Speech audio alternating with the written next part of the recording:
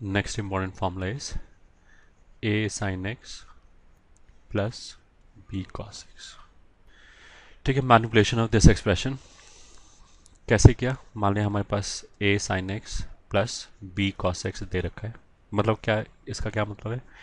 a और b कोई constants हैं, तो a sin x plus b cos x तो sin x और cos x का कोई लीनियर एक्सप्रेशन है जिसमें a sin का कोफिशिएंट है, b cos का कोफिशिएंट। तो हमने क्या किया, root a square plus b square से मल्टीप्लाई किया, ये ठीक है, और उसी से डिवाइड किया।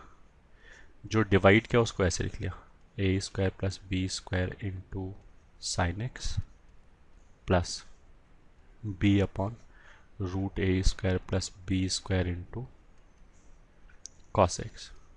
ठीक है, ऐसा करने के बाद जैसे क्यों किया ऐसा, ऐसा क्यों किया, उसके दो रीज़न है। पहला चीज़ तो ए स्क्वायर प्लस बी स्क्वायर, अगर हमने ए स्क्वायर का स्क्वायर रूट लिया तो वो तो मॉड ए के बराबर हो जाएगा।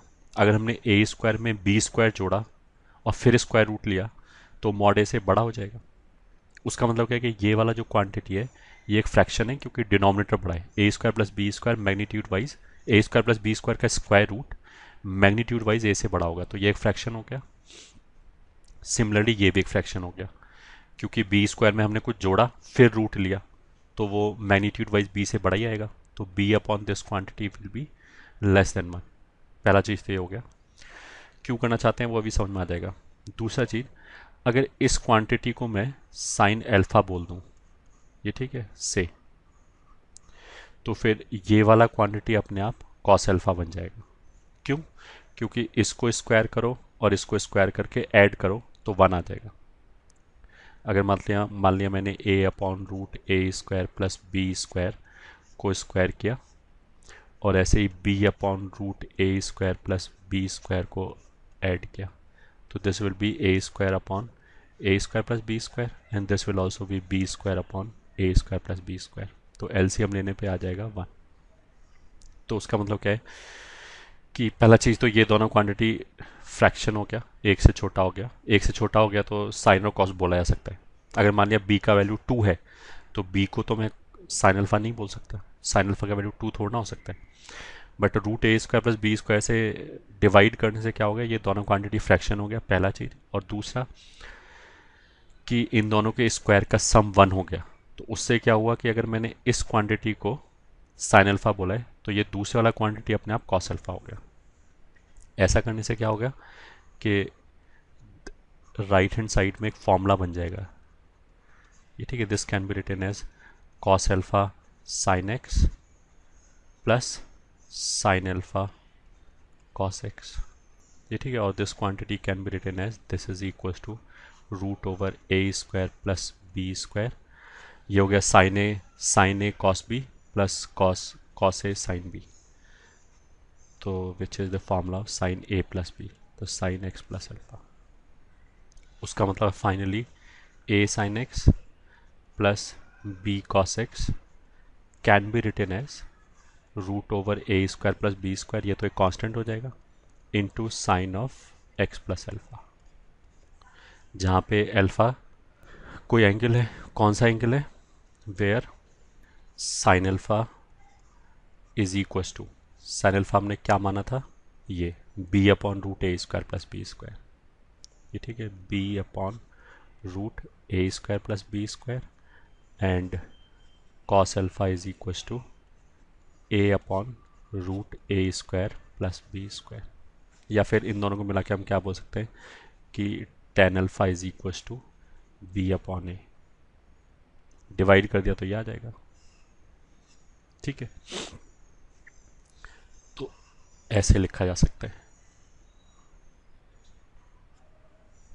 ठीक है, अच्छा जैसे मान लिया साइन 30 लिखा है, साइन 30 को तो मैं कॉस 60 भी लिख सकता हूँ। ठीक है, तो वैसे ही जैसे हमने यहाँ पे इसको साइन बोला है और इसको कॉस बोला है, हम उल्टा भी कर सकते थे कि इसको साइन बीटा बोल देते, ये ठीक है, और दूसरे वाला ये जो एंगल है इसको कॉस बीटा बोल देते। अगर ये पहले वाला साइन बीटा है तो फिर दूसरे वाला कॉस बीटा बन जाएगा, तो उस वाले केस में कॉस एक्स माइनस बीटा का फॉर्मूला बन जाता।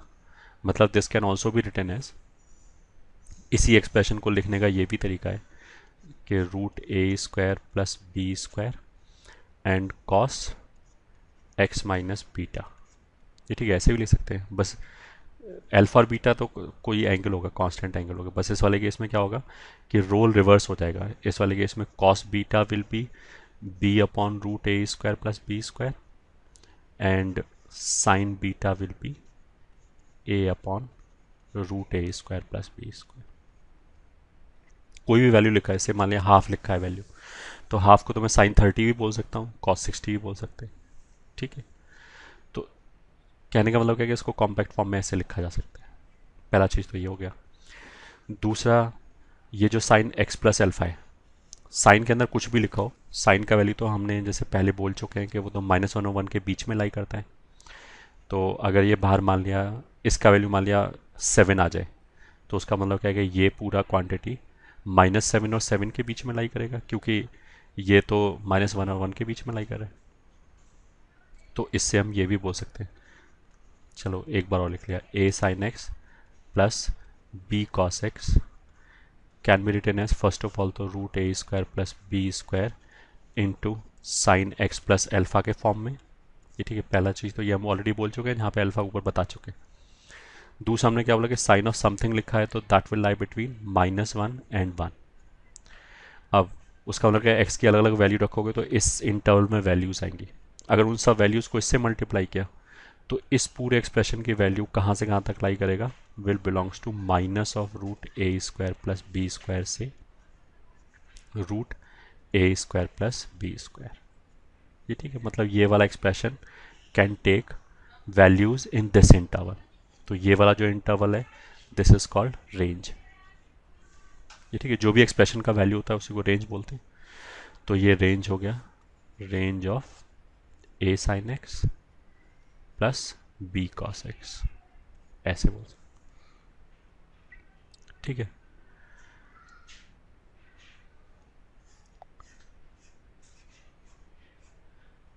तो जैसे क्वेश्चन मान लिया मैंने बोला कि find range of first part 3 sin x -4 cos x, तो आंसर क्या आएगा, इसमें a का वैल्यू कितना हो गया 3, b का वैल्यू कितना हो गया -4, तो फिर a square plus b square कितना हो जाएगा 9 + 16 इज इक्वल टू 25। तो root a square plus b square कितना हो जाएगा 5। तो फिर range of 3 sin x -4 cos x, ये कितना हो जाएगा, वो होता है माइनस ऑफ दिस वैल्यू से प्लस ऑफ दिस वैल्यू। अभी थोड़ी देर पहले हमने लिखा है ना, minus root a square plus b square से plus root a square plus b square, ये रेंज होता है। तो ए स्क्वायर प्लस बी स्क्वायर के स्क्वायर रूट का वैल्यू कितना गया 5, तो रेंज कितना हो गया -5 से 5।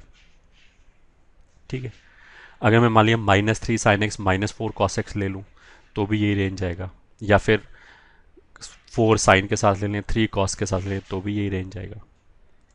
ठीक है, सेकेंड पार्ट अगर मैं मान लिया बोल दूँ माइनस कुछ भी 5 cos x -12 sin x, इसका रेंज निकालने के लिए बोला जाए। अच्छा, ये वाला चीज़ अप्लाई करते समय यहाँ आर्ग्यूमेंट सेम होना चाहिए, जैसे अगर यहाँ x है यहाँ भी x है तो चल जाएगा। तो इसका आंसर में क्या बोलेंगे कि a square plus b square का स्क्वायर रूट कितना हो जाएगा, this will be root over coefficient का स्क्वायर, तो -5 का स्क्वायर एंड -12 का स्क्वायर, तो दैट विल बी 13 होता है, वो हमें पता है। तो रेंज क्या हो गया, -13 से +13। ठीक है,